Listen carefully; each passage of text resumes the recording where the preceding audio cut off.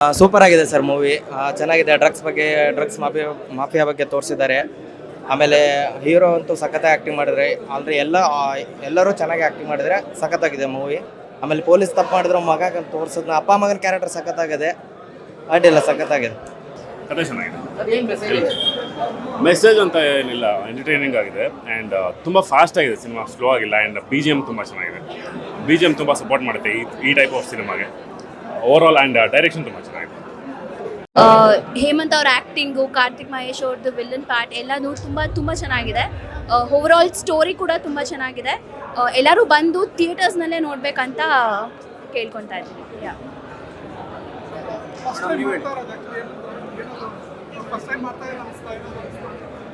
ಇಲ್ಲ, first time ಮಾಡ್ತಿದ್ದಾರೆ ಅಂತ ನಿಜವಾಗ್ಲೂ ಅನಿಸಲ್ಲ. ಬಿಕಾಸ್ ಅಷ್ಟು ಚೆನ್ನಾಗಿ ಮಾಡಿದ್ದಾರೆ, ಅಷ್ಟು ಅಚ್ಚುಕಟ್ಟಾಗಿ ಅವ್ರ ಆ್ಯಕ್ಟಿಂಗ್ ಏನಿದೆ ಆ್ಯಂಡ್ ಈವನ್ ದ ಬಾಡಿ ಅವ್ರು ಏನು ಮಾಡಿದ್ದಾರೆ, ವರ್ಕೌಟ್ ಮಾಡೋದು, ಡಯಟ್ ಮಾಡೋದು ಎಲ್ಲನೂ ತುಂಬ ಸುಲಭ ಅಲ್ಲ. ಸೊ ಎಲ್ಲದನ್ನೂ ಅವರು ತುಂಬ ಚೆನ್ನಾಗಿ ಮಾಡಿದ್ದಾರೆ.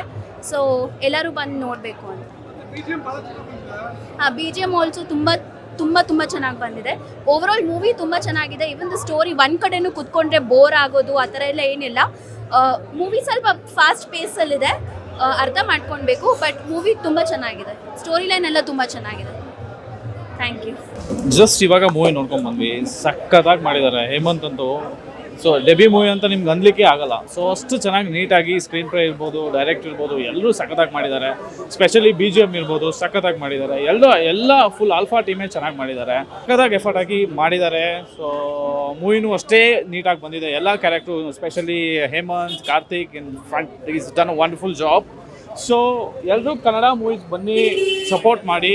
ಸೊ ಯಂಗ್ಸ್ಟರ್ನ ಬೆಳೆಸಿ ಅಂತ ನಾನು ಪರ್ಸನಲಿ ಹಂಬಲ್ ರಿಕ್ವೆಸ್ಟ್ ಎಲ್ಲರಿಗೂ ಕೇಳ್ಕೊತಾ ಇದ್ದೀನಿ. Thank you so much.